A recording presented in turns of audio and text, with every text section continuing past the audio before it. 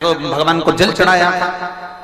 तुम भी बिलखते हो, तुम भी चिल्लाते हो, तुम भी क्रोध करते हो, तुम भी बहुत बहुत बिलखते हो, बहुत रोते हो। भगवान तुम्हारी सुनता नहीं है। क्यों नहीं सुनता? क्योंकि भगवान ये विचार कर कर बैठा है कि अभी रुक जा, अभी तेरे को देने का समय नहीं आया है, थोड़ा इंतजार कर और इंतजार कर, जब मैं दूंगा तब तेरा पेट भर दूंगा। भगवान जब देगा पेट भर देगा। माँ जब दूध की बोतल देती है तो दूध की बोतल जब माँ को प्राप्त हो, माँ जब बच्चे को देती है बच्चे का पेट भरा जाता है। और परमात्मा मेरा भोलेनाथ जब देता है तो दुनिया का भरण पोषण हो जाता है, पेट भरा जाता है। उतना मेरा महादेव देता है। बोल बम का नारा है सारी समस्या का हल। वो देने में पीछे नहीं हटता, वो जब देता है तो छप्पर फाड़ कर देता है। हमने पहले भी कहा था, देवता देते हैं पल्ला झाड़ कर और महादेव देता है छप्पर फाड़ कर। महादेव कभी कम नहीं देता, उसकी देने की रीति ही ऐसी है, वो देता पार। और मेरी जीजियों, मेरे जीजाओं, मेरी बेटियों, बेटाओं, माओं, मेरी माँ, मेरे भाई बंधु, जितने लोग गलियों में बैठे हैं, रोडों पर बैठे हैं, गार्डन में बैठे हैं, तारा बाबा की कुटिया में, रोड पर, दुकान पर, जहां बैठे हो, आस्था चैनल पर जो कथा सुन रहे हो, तुम ये अंदाजा लगा कर बैठना कि मेरा बाबा तुम्हें खाली नहीं रखेगा। तूने दिल से सुनी है ना, वो खाली नहीं रखेगा, वो खाली नहीं रखेगा।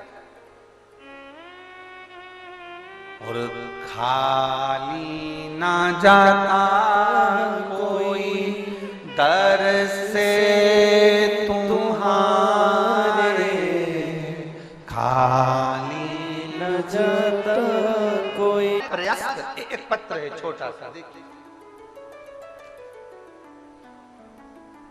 मेरी भाभी, मैं सिरसा की निवासी हूं, मेरी भाभी अनीता गोयल कहीं बैठी हो। ये पत्र जिसने भेजा है आप ही हैं? श्री शिवाय नमस्ते। आजा बेटा, एक बेलपत्र। मैं सिरसा की निवासी हूं, मेरी भाभी अनीता गोयल 2019 में बीमार हुई। सिरसा और दिल्ली के गंगाराम राजीव गांधी हॉस्पिटल में दिखाया, सारे हॉस्पिटल में उनको कैंसर बताया, सारे हॉस्पिटल में कैंसर बताया। उसी समय भाभी की मामी, जो कि कभी विश्वास नहीं करती थी किसी कथाकार पर पहली बार उन्होंने जब टीवी पर नाटक सीरियल देखते समय उन्होंने आस्था चैनल को चेंज करा तो आपकी कथा आ रही थी। उस कथा को श्रवण किया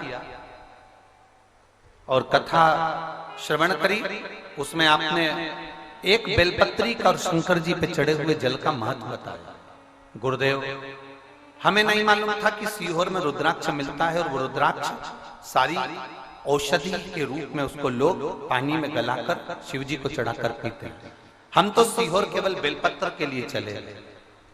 हमने सुना है कि व्यासपीठ की जो बेलपत्र होती है वो बड़ी औषधि होती है, तो हम उस बेलपत्र को लेने सीहोर गए। सीहोर से हमने वो बेलपत्र ले ली। हमको नहीं मालूम था कि वहां रुद्राक्ष मिलता है। हम उस रुद्राक्ष को लेकर नहीं आए, हम केवल एक बाबा को चढ़ी हुई कुबेर भंडारी की एक बेलपत्र आपसे लेकर आ गए। बाबा की बेलपत्र लेकर उनकी मामी आई और उन्होंने वो बेलपत्र यहां पर पहुंचाई। गुरुदेव, हमने गंगाराम हॉस्पिटल में, राजीव गांधी हॉस्पिटल में, हमने दिल्ली के हॉस्पिटल में, सारे हॉस्पिटलों में, राजस्थान के हॉस्पिटलों में सब दूर दिखाया, पर उनको कैंसर था। और जब हम बेलपत्र वहां से सीहोर से आई और सीहोर की बेलपत्र जब प्राप्त हुई और उनको हमने खिलाई, खिलाने के बाद हमने फिर जांच कराई। जांच कराने पर मालूम पड़ा कि उनको कैंसर था ही नहीं। बाबा की ऐसी कृपा का मैं क्या गुणगान करूं गुरुदेव। आज वो बिल्कुल ठीक हैं और बाबा की कृपा से ये पूरा सिरसा के लोग जानते हैं कि उनकी तबीयत कितनी खराब थी। वो उठ नहीं पाती थी, वो चल नहीं पाती थी, पर बाबा की कृपा से आज बाबा ने ऐसा साथ लिया कि वो एकदम ठीक है। मैं बाबा को प्रणाम करती हूँ, उन्हीं के भरोसे। श्री शिवाय नमस्ते। ले बेटा,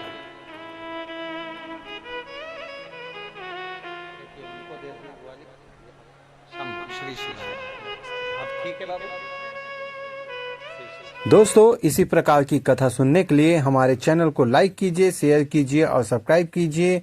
तो मिलते हैं हमारे नेक्स्ट ब्लॉग में। तब तक के लिए श्री शिवाय नमस्तुभ्यम। भोले बाबा की जय।